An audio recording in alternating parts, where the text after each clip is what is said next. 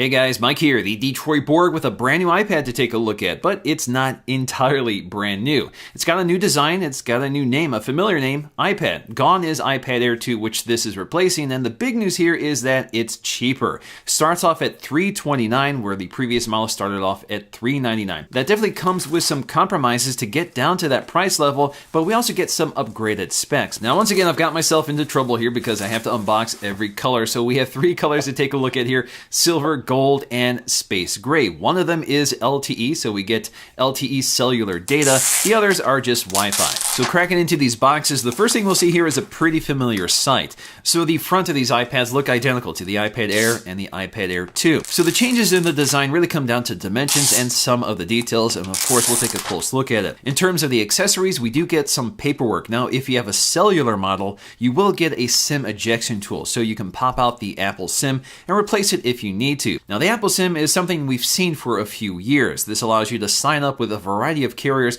without buying a specific SIM for that carrier. So unfortunately, this iPad does not get the embedded SIM of the latest iPad Pros. But moving on, we have some basic paperwork and a set of Apple stickers. When it comes down to accessories, we get a 12-watt power supply along with a lightning cable. Now this iPad has a fairly big battery, 32.4 watt hours, which is good for about 10 hours of general use. Now that is quite a bit bigger than the batteries in the iPad Air 2 and the iPad Pro, which are around 27 watt hours, but again, they deliver about the same battery life. Now really the best way to summarize this iPad is that they've combined the original iPad Air with the iPad Air 2. So we have the same dimensions and overall chassis design of the iPad Air 1, but it picks up the design and most of the features of the iPad Air 2 and has been upgraded with the latest A9 CPUs. So on one side, it's an upgraded iPad Air 2. On the other side, it's a step back to the iPad Air 1. Now if you draw a line of succession from the original iPad to this iPad, this should be the 7th generation iPad, but Apple is actually calling this the 5th generation iPad.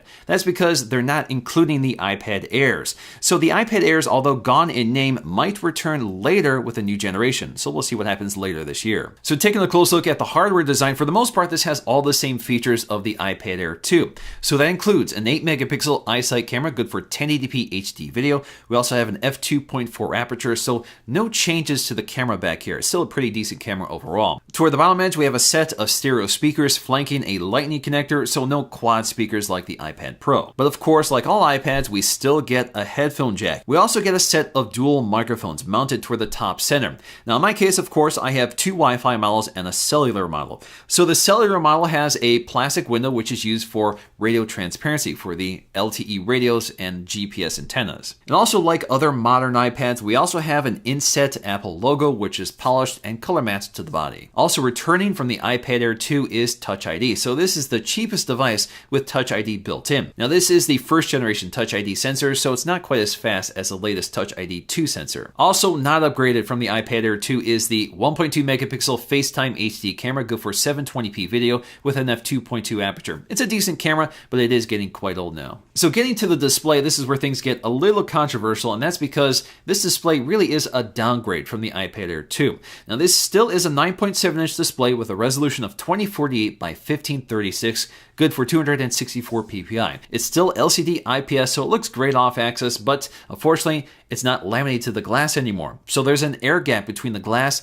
and the display, just like the 1st generation iPad Air. So unfortunately, that means there's more light refraction and distortion, so it's not quite as deep and vibrant as the iPad Air 2. The other disappointing factor here is that there is much more glare on this compared to the iPad Air 2, which had a much better anti-reflective coating. And the other side effect of having an air gap between the display and the glass is that it's noisier. So when you tap on the display, it is more audible than that of the iPad Air 2 or the iPad Pro. Now, Apple does say that this display is brighter than the iPad Air 2, but doesn't specify how much brighter, like they typically do. So it's really not clear in what way this is brighter, but at first glance, it's really hard to tell the difference. I think the biggest difference when you look at these displays side by side really is the color. The iPad 5th generation is quite a bit warmer than the iPad Air 2.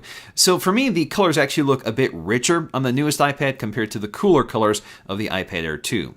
Now, there are a few visual differences between the new iPad and the iPad Air 2. Obviously, the new iPad is thicker, noticeably thicker than the iPad Air 2, but the same thickness as the original iPad Air 1. It's also slightly heavier at just over 1 pound. But there are some other visual cues. So, for example, the polished chamfers are gone with the new iPad. Instead, we get these matte chamfers. It's very similar to what they did with the iPhone SE. So either this is a cost-cutting decision or it's part of the new design aesthetic. In addition to removing the chamfers on the buttons and the polished recession between the volume controls are more widely spaced on the new iPad. The microphones are also in a different location. You'll find them at the top center versus around the camera module. Toward the bottom edge, the speakers have also been tweaked with larger perforations and they're not quite as wide. There are a few visual cues that tell us that this is based on the original iPad Air, which includes the location of the microphones, which are in the same spot as the original iPad Air. Same with the location of the SIM trays. They're farther down on the iPad Air 1 and the newest iPad compared to the iPad Air 2 and the new Pros. When it comes down to it, really the only part that's upgraded here is the processor. So we go from the A8X in the iPad Air 2 to the A9. We definitely see some performance gains here if we look at our Geekbench scores, and they're pretty significant. So that makes this iPad much more future-proof compared to the iPad Air 2. Now, although it's a year old, the iPad Pro is still much more powerful with the A9X processor, so we definitely see better Geekbench performance there. When it comes down to features and software, there really is no difference between the iPad Air 2 and this one. There's nothing new, nothing removed, but it doesn't have some of the things that the iPad Pro has, such as the smart connector for a keyboard accessory or support for Apple Pencil. But everything else is the same, including multi-windowing for multitasking, and the overall iOS 10 experience is identical, just smoother thanks to the faster A9 processor. Now, although we're getting the new A9 chip and the M9 Motion coprocessor, this does not feature wireless Siri. So unfortunately, you still need to be connected to power in order to use the Hey Siri command. So ultimately, this is not the most exciting new iPad to come out, but it's definitely the most affordable at $329. It's more affordable than the iPad Mini 4. It also makes it a great entry point for a lot of people who have not yet purchased an iPad. Instead of focusing on design and details that may not really matter, they focused on performance to make sure that this tablet works for years to come. So although this is not my personal iPad of choice, and if you have an iPad Air 2, you probably shouldn't bother upgrading, but for new tablet customers or people upgrading from older iPads, this is definitely the best value we've seen to date. Alrighty guys, hope you enjoyed this look at the new iPad. If you did, please give this video a thumbs up to let me know, and I'll see you again in my next video.